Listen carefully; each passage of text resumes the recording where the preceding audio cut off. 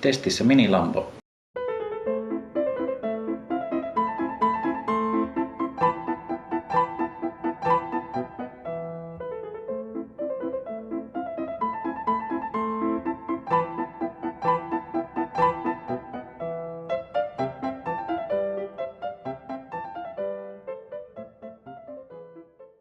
Terve! Tänään on testissä tämmönen minilampo, eli minilavatupe versio 2 ja kauniisti kromattuna. Heti kun tämmöisen saa ekana käteen, niin huomattaa aika painava. Itse asiassa, jos minilavatupessa ja lampossa on akut paikallaan, niin tää on tasan 2 kertaa painavampi, eli 130 grammaa. Tää on semmonen 60 grammaa. Ja heti ensimmäisenä huomaa, että tää on karvan verran pitempi tää minilampo ja siihen löytyy oikein hyvä syy, mennään siihen kohta. Akut tietysti tulee täältä pohjasta. Pohjakin on, tämä on ihan umpimetallia ja nätti jousi siellä. Akkuna käy esimerkiksi AVIMR 18350 ja plussapäällä vaan tonne pesään ja ruuvataan sitten pohjapaikalle. Sieltä se herää eloon ja tuolla on pieni tuuletusreikä, jos akku hajoaa, niin sieltä paine pääsee karkuun.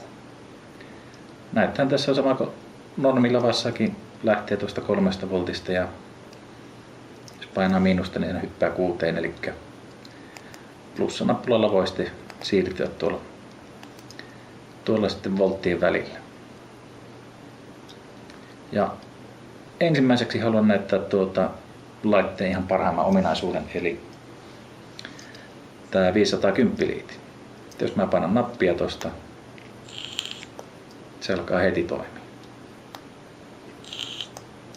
Eli tämä keskinapa on tosta vähän jousitettu, eli se painaa löyhästi aina tuonne kiinni, mutta joka kerta se on toiminut, ettei mitään ongelmaa ollut tuon keskinapan kanssa.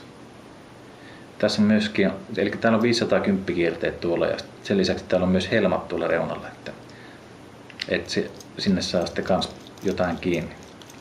Otetaan pienet testihöylyt tästä näin. Tää menee pohjaan, niin se on pohjassa. Se ei mene silleen, se antaa jotain vastusta. Sitten kannattaa muistaa, jos käyttää näitä, varsinkin näitä tankkia, että jos tuo tankki on ihan alhaalla tuolla noin, niin ilmahan ei kierrä sitten yhtään. Eli kantsii slotata ja puntsata puoli milliä ylemmäs, niin sieltä pääsee sitten toi ilma kierretään tuolta alhaalta. Nää meni. No, nyt se pikkasen nousi sieltä. Homma pitäisi toimia. Mulla on täällä matala vastuus 2 ohmin boge ja 4 volttia mittarissa. Katsotaan miten pärisee.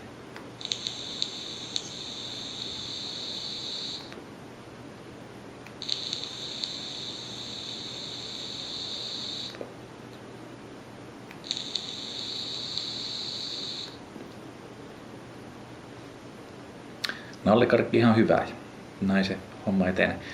Tuolla täydellä akulla pystyy melkein lailla kokonaisen tämmöisen tankin ulkopuolella olevan nestemäärä höyryttelee, että mitä se nyt on reilu 3 milliä. Akku oli joku 700 milliamperia, kun se nyt on sitten. Ja sitten kun akku vetää tyhjäksi, niin se 3,5 volttia asti toimii ihan ok, mutta sen jälkeen alkaa höyryn määrä vähenee ja sitten lopussa 2,8 volttia, niin ei saa oikeastaan mitään höyryä irti enää koneesta. Tämä toimii oikein hienosti tämmöisen kauniin kromitankin kanssa. Ja katsotaan tuosta nyt vaikka sitten pikkumittauksia. Itse sisuskaluthan tässä on samat kuin noissa minilavatupessa ja isommassa lavassa. Eli volttia ei tule sen enempää kuin noillakaan. Eli laitetaan nyt tuo vaikka tuonne 2 ohmin boge kiinni sinne ja vetää tähän laitteeseen suoraan tuo 6 volttia ja katsotaan mitä se antaa meille.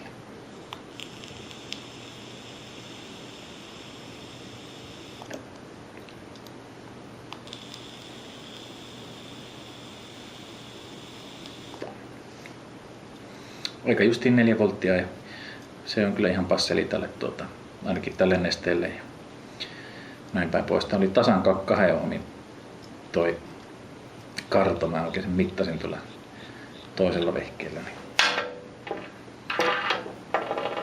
Katsotaan niin. No tietysti voisi tuolla Megadual Coililla katsoa, että mitä se sille antaa. Pistän pikku sovitin tuonne. Tuosta mä oon vähän helmaa leikellyt. Tää on tää iäikuisen vanha Megadual Coil. Toimii vielä. Voltit on edelleen siinä 6.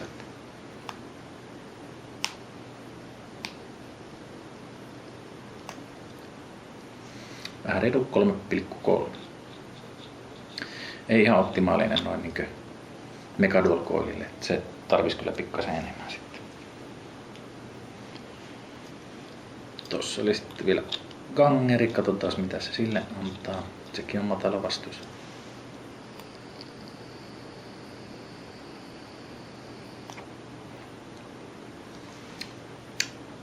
Paljon enemmän. Olikohan se matala vastuus? On se kyllä yli 2 ohmia. Olisiko 2,5 ollut jotakin.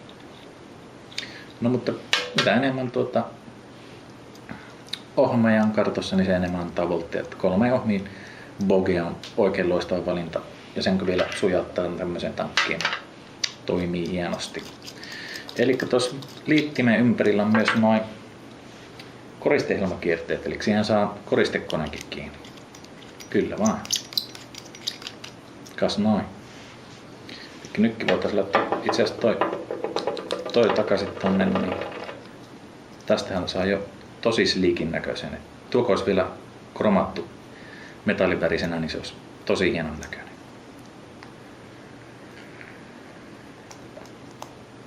Myös imuvastus kasvaa, kun pistää tämmöisen kiinni. Eli jos tykkää tiukasta imuvastuksesta, niin tuo on ihan hyvä valinta sitten laittaa tuon. Katsotaan vielä yksi mikä näyttää tosi hyvältä tässä vehkeessä. Niin.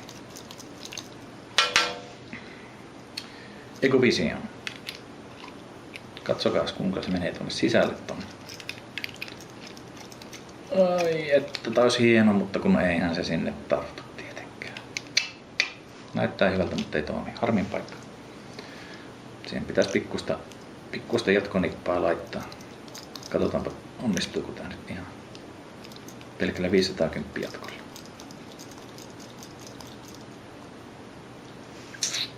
Todellakin toimii. Muistan noita voltteja, ei kun ohmeja tosta, mutta kokeillaan nyt tuolla 4 voltilla.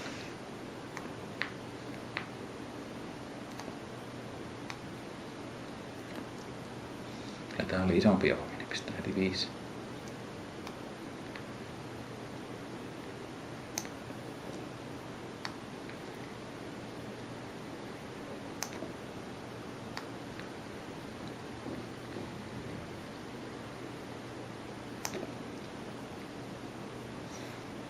On hyvä. Hyvää juicea. Eli 510 mini jatkolla saa tää tosi hyvän näköiseksi. Täällä on ihan pikkusen ilmarakoa, että pääsee ilma kiertämään. Ei kovin hirveästi, mutta ihan riittävästi. On itse asiassa yllättävän kevytkin veto tässä. Että paljon kevyempi kuin laittaa suoraan ekoakkuun kiinni. Käydään nyt sitten läpi muutama muu juttu tästä. Eli paino on nappulat remisee aika lujaa. Tuossa ei remise minissä niin hirveästi. Eikä nyt tuossakaan. Tässä on oikein mukava äänekkäät nappulat, jos tarvii marakassia, niin ottaa sitten tämä esille. Ja tosiaan sitä painoa on aika kivasti, että tälleen liukuu kädessä aika helposti. Että tämän kun pistää housun punttiin, niin tietää kyllä tasan tarkkaan kummalla puolella se on laite mukana. Ja dripvellihan on ihan hyvän kokoinen tuolla sinne drippaillessa, jos eksyy nestettä, niin menee aika paljonkin, että ei ainakaan kun se näpeile heti. Ja tietysti löytyy turvatoiminnot, eli pitää punaista nappia pohjassa, niin näyttö sammuu ja näppäilykko on päällä. Ja saa pois. tehokas. Noin.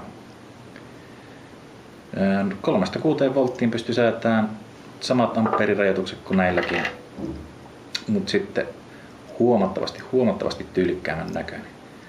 Tietysti tässä nyt näkyy kaikki sormenjäljet ja tämmöiset, mutta huomio on taattu, kun tämä vetää se esille tuolta tilaisuudessa kuin tilaisuudessa. Tää on niin järkittävän hienon näköinen. Sillä lailla. Otetaan vielä parit höyryt. Ja tämähän oli esauhut.comista tai esauhut.fi. Jompsin kumpsin. Molemmat osoitteet toimii. Hintaa näyttäisi olevan 47,90 senttiä pelkälle padille ilman latureita, akkuja, atomisattoreita, kartoja tai tankkisysteemiä. Tuolla 3 ohmin pakella sitten pääsee aika lailla justiin sopiviin lukemiin. Sitten akkuvarauksen tietysti näkee, kun painaa nappia yhden kerran, näyttö syttyy. Ja sitten 6 kertaa. 3,5 siellä näkyy. Kappas. Melkein tyhjällä akulla, kun tässä nyt on videota tehty. No, mutta hieno peli. Oikein tämmöistä silmäkarkkia ja aivan huippuloistava toi liitäntä nyt tossa päässä. Eli